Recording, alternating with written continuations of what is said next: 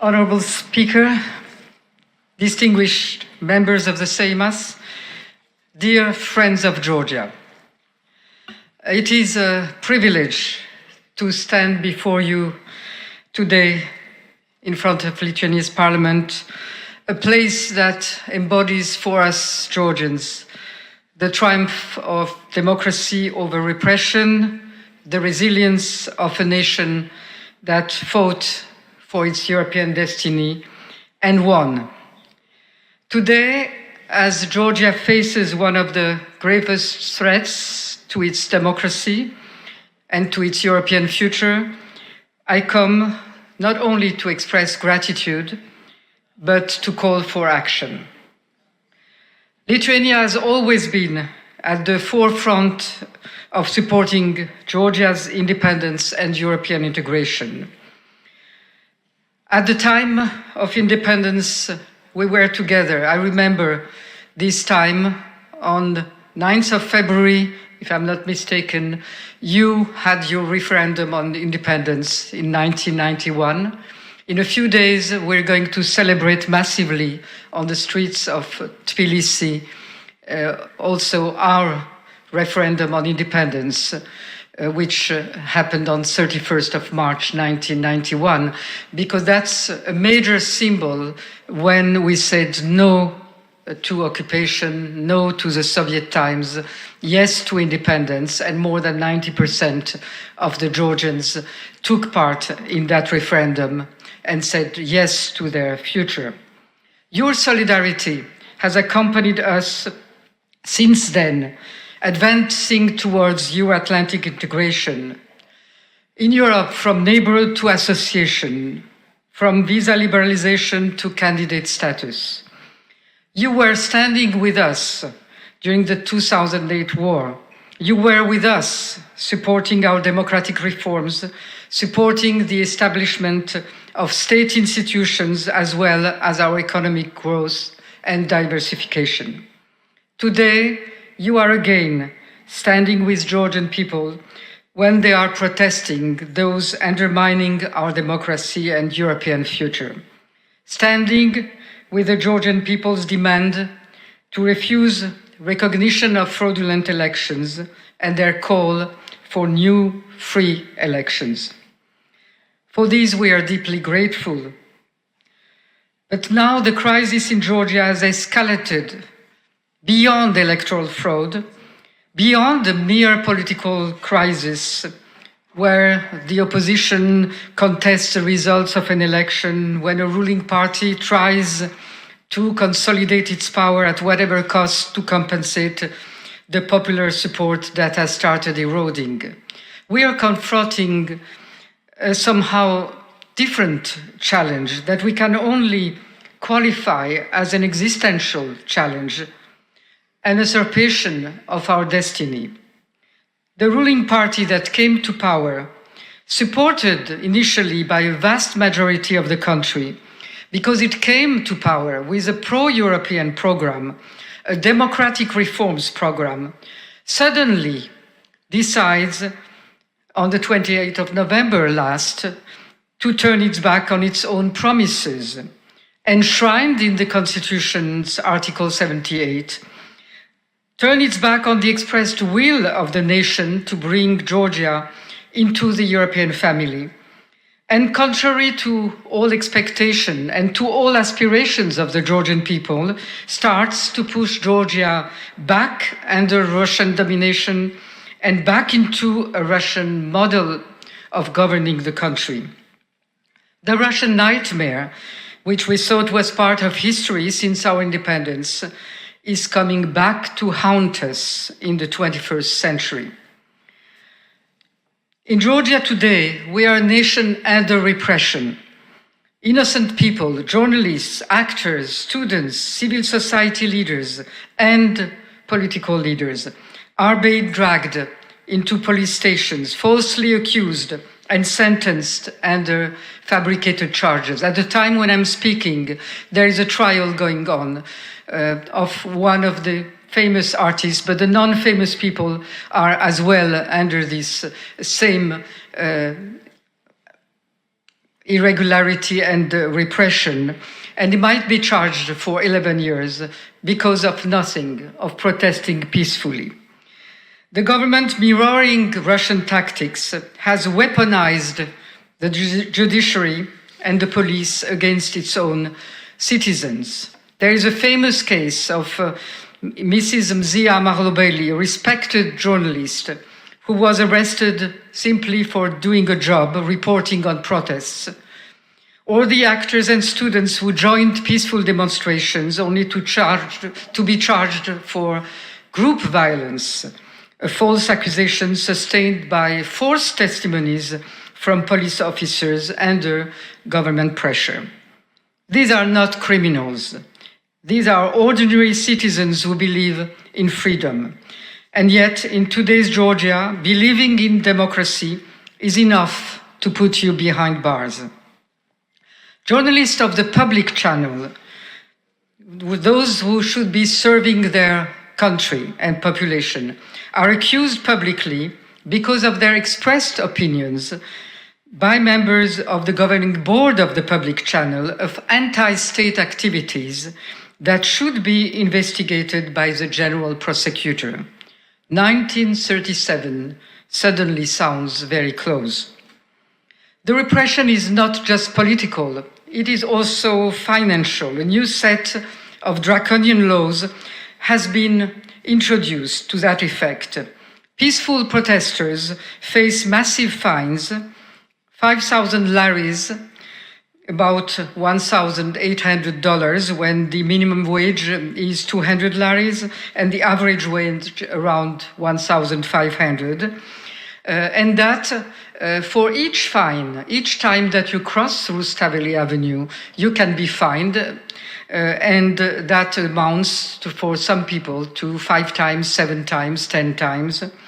These are deliberately designed to financially cripple activists and their families. Solidarity funds created by the population to support these protesters have been frozen, and active control over the sources of financing of all activists and politically active persons is ongoing.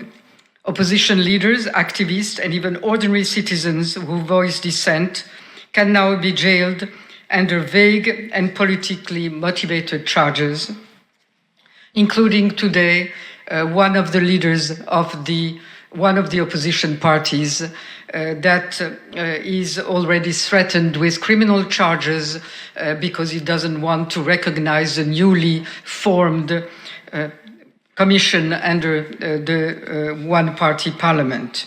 NGOs, media outlets, and civil society organizations that receive international funds face suffocating restrictions, just like in Russia under Putin's infamous foreign agents law, which is going to be made even stricter under the so-called American model FARA law, which has nothing to do with the American model, as you can guess, but that is being adopted, which practically closes all channels of possible foreign financing, not only for NGOs, but also for small enterprises and regional or central media. Those are under increasing pressure, and through additional regulations, they're also constrained, and critical information thus is more and more constrained.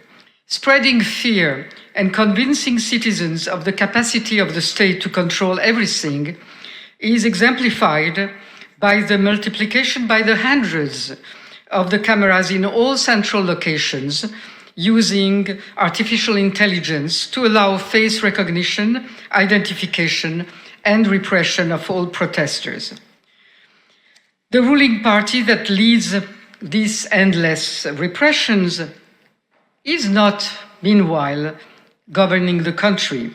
There is no economic policy, no foreign policy beyond attempts at handshaking to show to the population that somewhere someone recognizes them, no positive measures or policies that would aim at making the country more effective, more stable, solve social issues, or prevent the looming economic and financial crisis. repression has become the only and exclusive policy. So this is not just an erosion of democracy, it is its systematic destruction that carries with it the de facto annihilation of the state. No independent institutions are left. The parliament does not really exist beyond the fact that it's a one-party parliament. Not a single debate has taken place in over 4 months. No, of course, independent ministries or any agencies.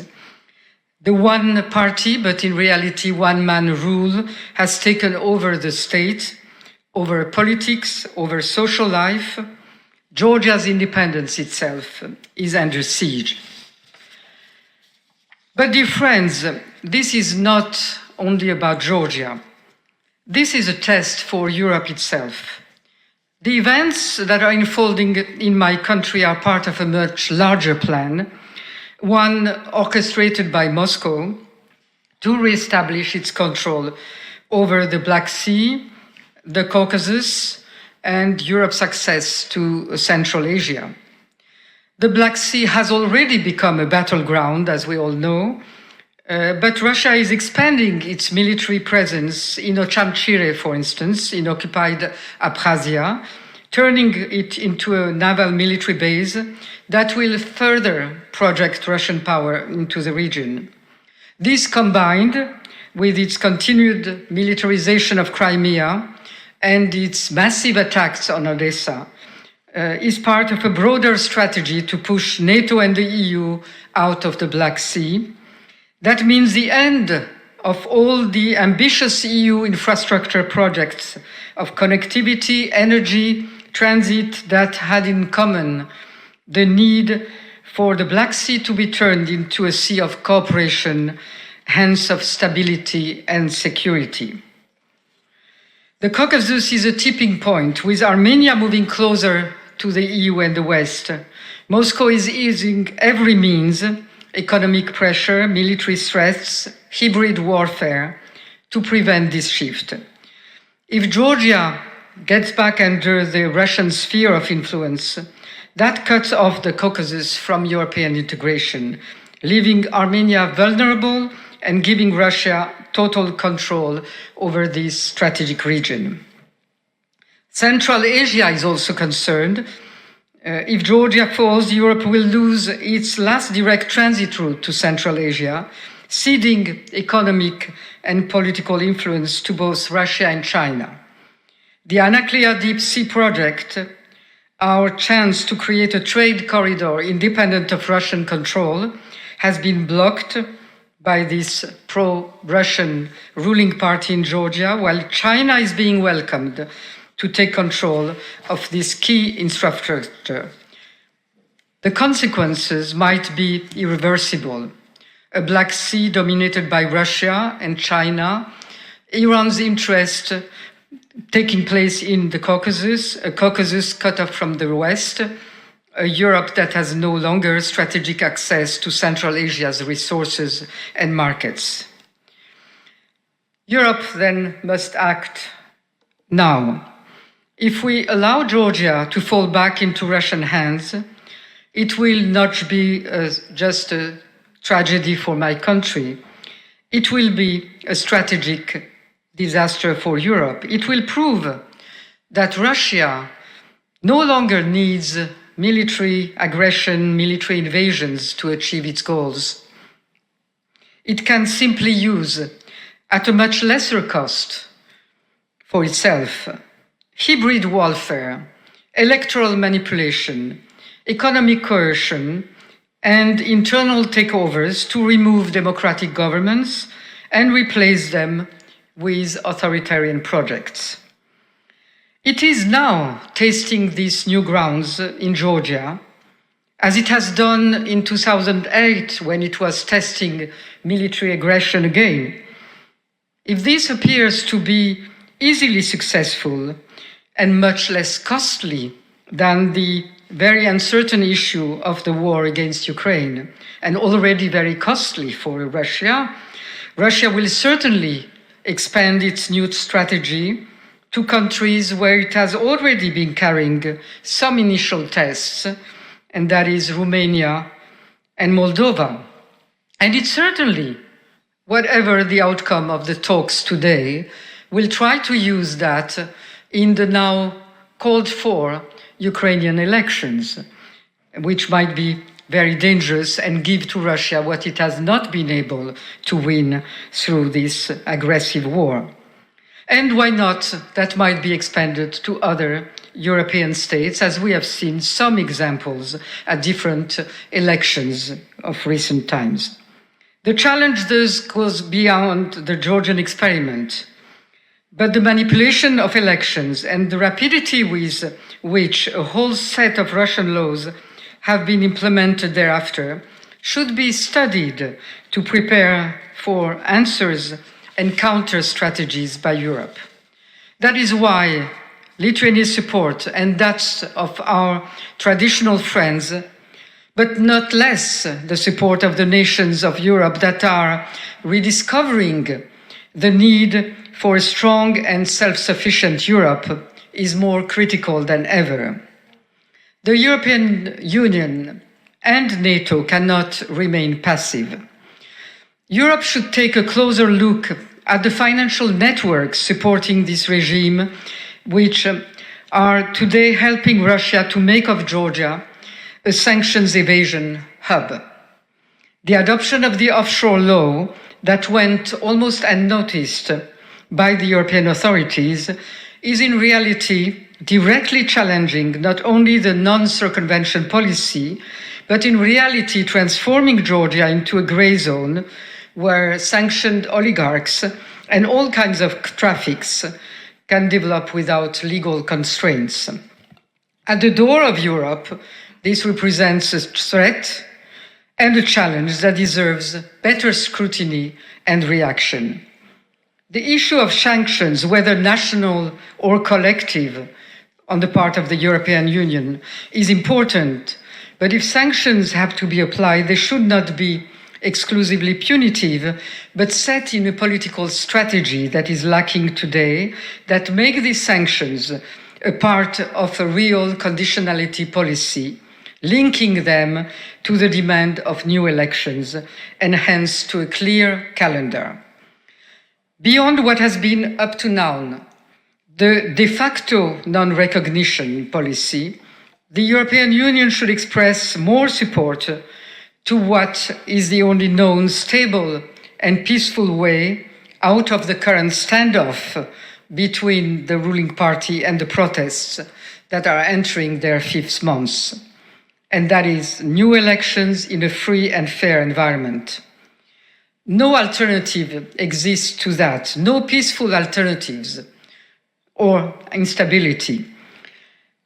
Because if we do not find this alternative together, this would mean either Georgia turning completely into a Russian model, and thus a failure for the European policy in that part of the world, where decades of European engagement and resources have been spent, or risking volatility, instability, that is the usual end to such a long-standing, deep and unresolved crisis. While trying to find a way to the war in Ukraine, clearly nobody should want to see erupting a new open crisis and instability in the periphery of Europe and of the Black Sea, especially that this today can still be prevented and should be prevented.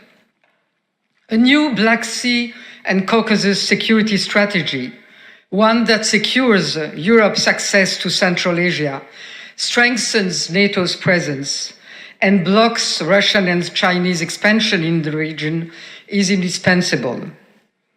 Such a strategy needs a partner, and the only partner available is a stable and democratic Georgia, one that will encourage and support the path that its neighbor Armenia is now engaged in. The progress in the peace talks between Armenia and Azerbaijan opened the way to a stronger and peaceful Caucasus, which needs, again, Georgia to hold its positions and be the strong anchor of our EU and your American partners, as it has been for the past 3 decades. Last but not least, talks about the readiness of the European Union to replace funds to official programs that have been suspended by emergency support for civil society, including financial aid for persecuted activists, independent journalists, and NGOs who are fighting on the front lines of democracy, have to not remain words but become reality. Time is running out, and until now, the repressive laws are cutting the channels faster than those that could be opened. But you have to find the ways and means to deliver such support in the same ways as creative channels were created in the case of Russia and Belarus earlier on. Survival on our vibrant civil society is at stake. So all of that, and that is my message, it's not just about defending Georgia. It is about defending Europe's own strategic future and its own identity. If Europe, that is rediscovering its strengths and the need for autonomy, cannot find the ways to have leverage on a small country with a massively pro-European population and bring it back through carrots and sticks to its chosen path as a candidate country, if Europe cannot manage its own decision-making process so as not to be paralyzed by a few, then the challenge goes much beyond Georgia and will affect the credibility of EU's foreign policy, of its enlargement policy, and of its policy of becoming a strong economic, political, and military power.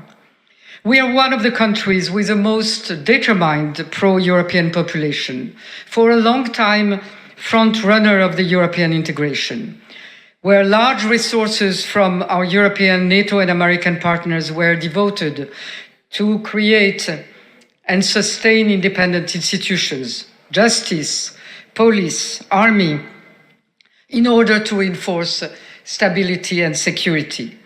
All of these investments have to be defended and secured, not only for Georgia's sake, but for Europe's own sake and for our common future. Lithuania understands this better than anyone. You know what it means to resist Russian domination. You know that democracy is not given, it is fought for, and you have proven that victory is possible. That is why Georgia counts on Lithuania.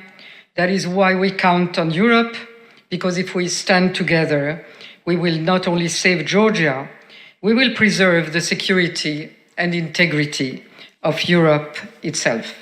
Thank you. Ačiū, Presidente. Thank you, Madam President. Thank you very much. Thank you.